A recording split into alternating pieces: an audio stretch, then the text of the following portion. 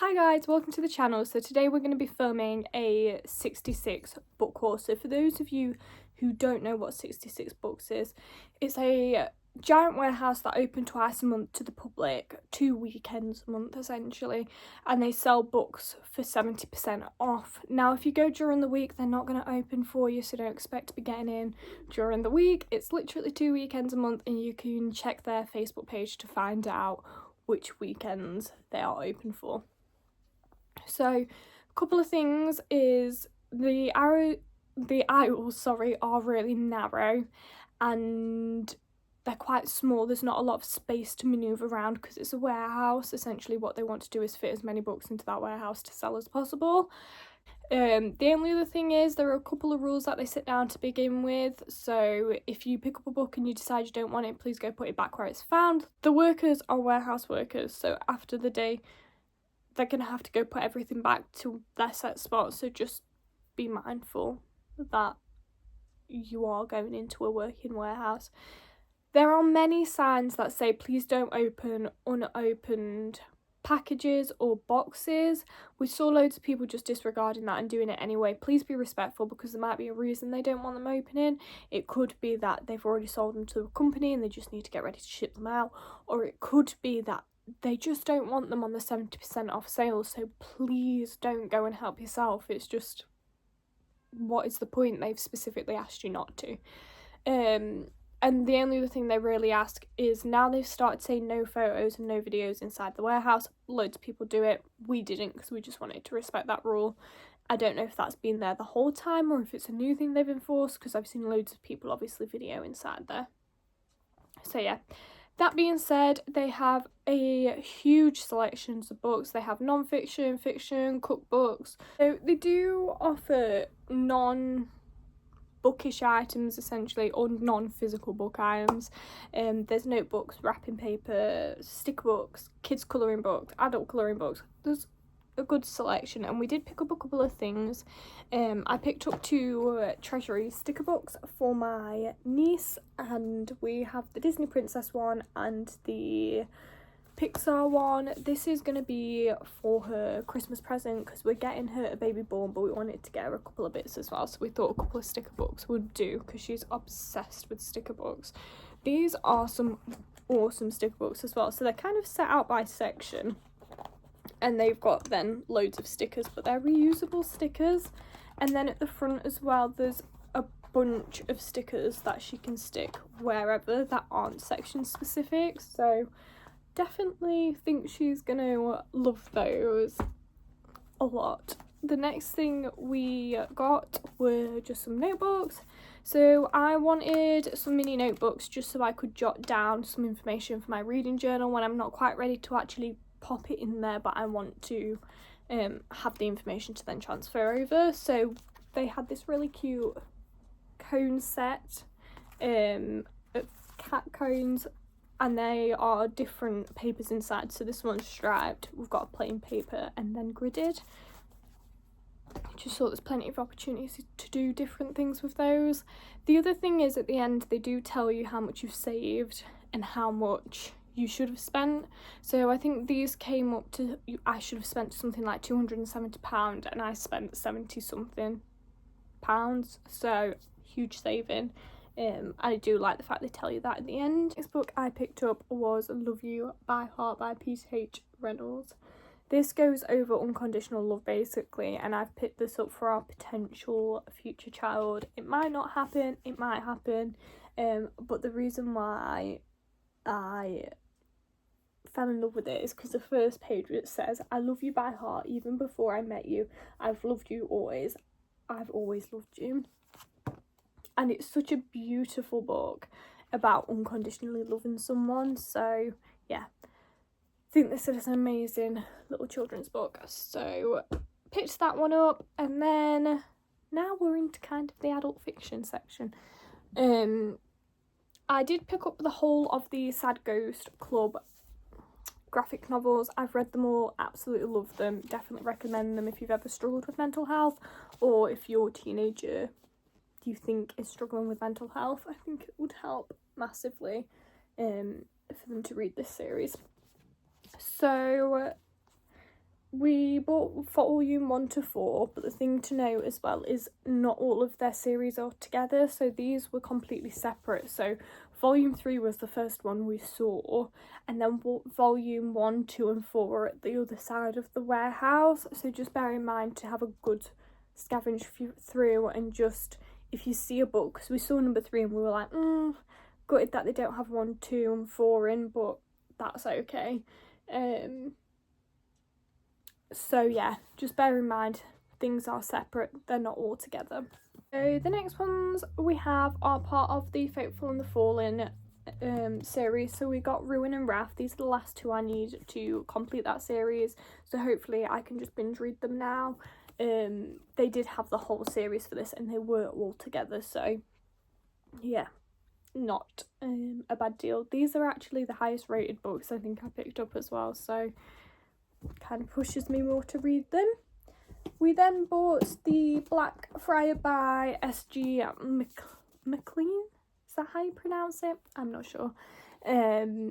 So we kind of made a error. So the first book in this series is The Seeker. I thought it was this one. It's a kind of murder conspiracy, and there's a spy that kind of fixes everything. I'm not sure if it's The Seeker that is the spy, but really interested series. I read the back of it and thought, oh my gosh, I can't wait to read him. Now I'm gonna have to go about and buy the first one. They did have the whole series of this in. I just was trying to be good and not buying bulk books that I'm not sure I'd like, so yeah, kind of backfired that one. I wish I did pick up at least the first 2 and look properly in the book, but oh well. So the next one we got were Britt Marie Was Here by Fredrik Backman. This was the only Fredrik Backman book they had in, and it's about Britt Marie, who is fussy and passive-aggressive busybody, according to everyone else, basically. But she's realised she's spent most of her life trying to make other people happy and wants to change it. So definitely one I'm really interested in. I've not read a Fredrik Backman book before, so I'm not sure if this one is a good one to start with. It's just one I'm gonna try out, and it does really appeal to me, so fingers crossed. The next one we got was The Unmaking of June Farrow by Adrienne Young. So this is kind of a mystery set in a magical universe, I think. I think she discovers like the history of the town when a mum passes away. I could be completely wrong. It's just from what I'm getting a gist of. I'm really excited to read this one. And the cover of it is gorgeous. It's like a matte cover, but not that horrible one that leaves loads of fingerprints on, so I've done a really good job there. I then bought The Homefront by Kristin Hannah. I have a load of her books up on a high shelf, which you can't quite see. She's an author that just makes me sob every time I read her books, so yeah. Homefront is about a woman soldier who has to go off into war, I believe, and her husband's looking after the kids at home. Will be an interesting read because it's not often we hear books that are that way around. I then bought Unwanted by Mia Sheridan. So I believe she's the same one that wrote Archer's Voice. She is, isn't she? I've not made this up. I can't even see Archer's Voice on my shelf. I definitely have it because it's a book I did enjoy. This one, I don't know if it's a bit more of a mystery, romance, like kind of like a mystery with a romance subplot. I'm not sure, because it talks about being a cold-blooded killer, an innocent victim, a perplexed mix of all 3. But also talks about Harper and Lucas on the back, so I'm thinking it's a romance mystery, but I could be wrong. Again, just what I'm gisting from the back of it. I just can't wait to read it. I saw the cover, fell in love with the cover, and then read the back and thought, yeah, could do with that one. Then I bought Ready or Not, which is by Cara Baston. I believe this is like not an enemies to lovers, a childhood lovers, friends to lovers situation.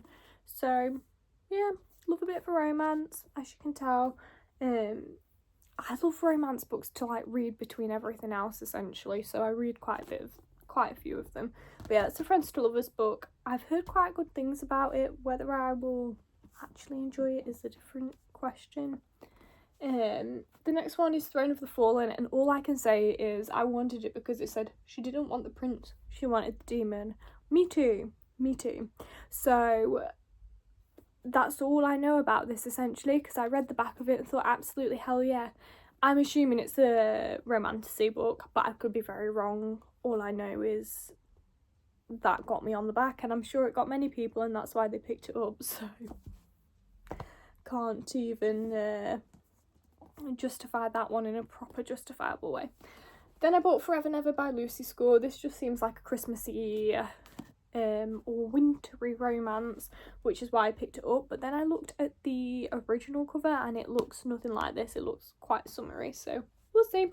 I think this is a brother's best friend situation, so that one will be very interesting to read. I have a couple of, you can't even see them, but up here above this shelf I have a couple of Christmas romances that I want to read this year, just to get into the feels of Christmas. But yeah, the only other books, we've got 5 more left I think, or I can't count. I bought The Eyes of the Best Part by Monica Kim. I read the back of this, again it sounded really interesting. So it's essentially about Ji-won, whose life is gone to shit basically, and her father's had an affair, and her mum finds a new man to be with who essentially is bragging about his knowledge of Korean culture. And then she finds herself growing obsessed with his brilliant blue eyes, resolving to do the one thing that will save her family and curb her cravings. And I'm assuming she eats his eyes. So I'm dead excited about this. Dead excited. In a weird way, but I don't know, it just stood out to me.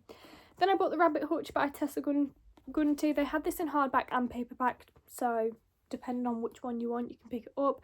This is essentially about a run-down American residence called the Rabbit Hutch, and developers want to redevelop it, I'm thinking, and it takes place over a week, so you just see a week within the Rabbit Hutch, so will be interesting. There's a lady who, so the residents of the Rabbit Hutch don't want the low housing complex to be changed, so that'll be interesting to read.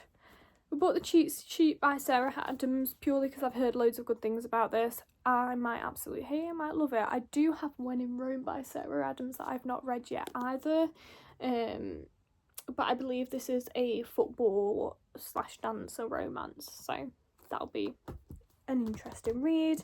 And then the last ones I picked up were The Pucking Wrong Number and The Pucking Wrong Guy. I picked these up because they're ice hockey romances, and then I looked on Goodreads and Storygraph and they didn't have the best reviews, in all honesty. I didn't read the reviews, but star rating, they were quite low on both, so it'll be interesting to actually see if they're any good. I know they're steamy romances essentially, which is what drew me to them, but we'll see. I'm definitely excited to read them because I love an ice hockey romance or an ice skating romance, a bit of both, so it'll be interesting to see if I like them. I know popular steamy romances tend to get a lot of hate because some people don't understand that some of them are just for the steamy romance and not for the plot, so they tend to get very mixed reviews. We'll see. But yeah, that was everything I picked up at 66 Books. It's definitely worth the experience of going. I really enjoyed it, and would definitely recommend. But yeah, that's it for now. I will see you next time.